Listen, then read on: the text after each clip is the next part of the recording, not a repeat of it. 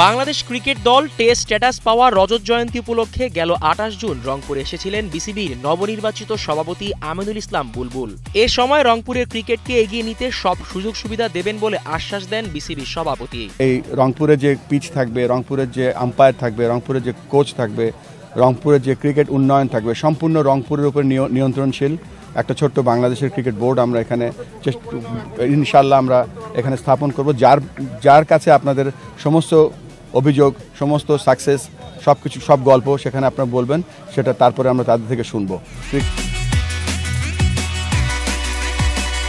তবে এই বক্তব্যের কয়েক মাস পেরিয়ে গেলেও কোনো উন্নয়ন হয়নি রংপুরের একমাত্র ক্রিকেট গার্ডেনের। সংস্কার তো দূরের কথা, ক্রিকেট মাঠ এখনো যেন মহাসংকটে। উইকেট থেকে আউটফিল্ড অবস্থা যেন পুরো শোচনীয়। প্র্যাকটিসের মাঠটি যেন পরিণত হয়েছে গোচরণ ভূমিতে।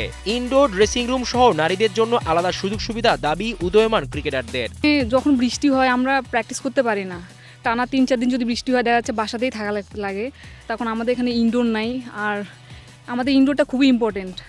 তখন প্র্যাকটিস বৃষ্টির সময় আমরা একদমই করতে পারি না। আর এখানে মেয়েদের আলাদা কোনো ড্রেসিং রুম নাই, যেটা আমরা সুবিধা পাই না। অনেক দূর থেকে আসে অনেকেই।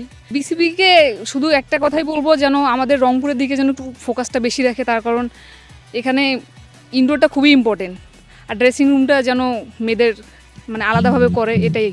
বিসিবি সভাপতি আমিনুল ইসলাম বুলবুল সাহেব আমাদের রংপুরে এসেছিলেন। আমাদের রংপুরের প্লেয়ার সহ এবং জেলা ক্রীড়া সংস্থার সকল সদস্যরা সবাই দাবি জানায় যে রংপুরে যে ক্রিকেটের প্রতিবন্ধকতা, যে সকল যে যাবতীয় যে জিনিসগুলো দরকার, ড্রেসিং রুম, মাঠের গ্রাউন্ড সংস্কার করা, তারপরে ইনডোর, তো এগুলো নিয়ে আসলে সবাই সমস্যার কথাগুলো জানায়। যেমন মাঠের গ্যালারি নেই, তো এগুলো নিয়ে আসলে আমরা সবাই রংপুরবাসী আমাদের দাবি তুলে ধরি। তো এগুলো নিয়ে আমাদের আশ্বাস দিয়ে গেছেন যে আমাদের কাজ খুব তাড়াতাড়ি বাস্তবায়ন হবে। তো আমরা আশ্বাস পেয়েছি যে বিভাগীয় যে বিসিবির যে কার্যালয়, যে অফিস, সেটা সহ আমরা বাকি যে জিনিসগুলো আমরা চাওয়া পাবো, এগুলো আমরা খুব তাড়াতাড়ি পাবো ইনশাল্লাহ, আমাদের আশ্বাস দিয়েছেন।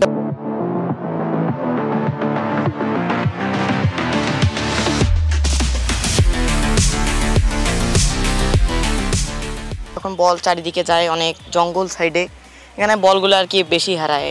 আমাদের জন্য এটা টাফ হয়ে যায় যে বলটা এইভাবে চলে যাওয়ার পর আর আনতে পারি না। এই ক্রিকেট গার্ডেনে কিছু সেইভাবে নাই। আমরা এটা যদি আরও সাইড উইকেট থাকতো তো আমাদের জন্য ম্যাচ খেলার জন্য আরও সুবিধা হয়ে যেত। সাইড উইকেট আবার তো 1-2টা আছে, সেইখানে আমরা প্র্যাকটিস করতেছি। ইনডোর পাওয়া আমাদের চাওয়া উচিত, কারণ আমাদের প্র্যাকটিসের জন্য একটা ইনডোরের অনেক ব্যবস্থা নেওয়া উচিত। ইনডোর দিলে আমাদের প্র্যাকটিসটা আরও ভালো হবে, অন্য জায়গায় ভালো পারফরমেন্স করতে পারবো। এটা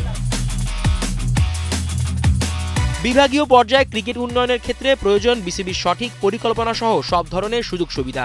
এগুলো নিশ্চিত করতে দ্রুত প্রয়োজনীয় ব্যবস্থা নেবে বোর্ড। আরেকটা বিষয়, যে জিনিসটা খুবই ইম্পর্টেন্ট জিনিস, আমি মনে করি এর আগেও আমি কয়েকবার বলছি যে অনেক ট্যালেন্টেড আমাদের এই অঞ্চলে, ইভেন ইন রংপুর এই ফিল্ডেই অনেকেই আছে যারা আননোটিসড হয়ে আছে। হ্যাঁ, তো এদের বিকশিত হওয়ার মতো সেই সুযোগটা আমাদের এই অঞ্চলের ক্রিকেটাররা পাচ্ছে না। তো সেই সুযোগ সৃষ্টির জন্য যা করার প্রয়োজন, অবকাঠামোগত ডেভেলপমেন্ট হতে পারে, যে আপনার ট্যালেন্ট হান্ট করার জন্য বিভিন্ন প্রোগ্রাম আমরা লঞ্চ করতে পারি, এবং এই ট্যালেন্টগুলোকে যাতে আমরা প্রপারলি নার্চার করতে পারি, পরিচর্যা করতে পারি, সেই জন্য আমাদেরকে একটা অবকাঠামো তৈরি করতে হবে।